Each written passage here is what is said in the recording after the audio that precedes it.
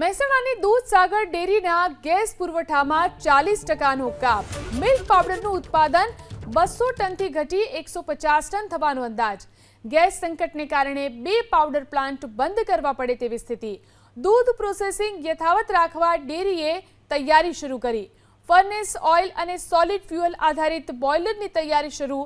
ડેરીના ચેરમેન અશોક ચૌધરીએ પશુપાલકોને ખાતરી આપી તમામ પશુપાલકો પાસેથી રાબેતા મુજબ દૂધ લેવામાં આવશે. તો 2 પાવડર પ્લાન્ટ બંધ કરવી પડે તેવી સ્થિતિ, પરંતુ દૂધસાગર ડેરીના ગેસ પુરવઠામાં 40%નો કાપ મુકાયો છે. પરંતુ પશુપાલકોને ખાતરી પણ આપવામાં આવી છે તમામ પશુપાલકો પાસેથી રાબેતા મુજબ દૂધ લેવામાં આવશે. મહેસાણાની દૂધસાગર ડેરીના ગેસ પુરવઠામાં 40%નો કાપ. મિલ્ક પાવડરનું ઉત્પાદન 200 ટનથી ઘટી 150 ટન થવાનો અંદાજ.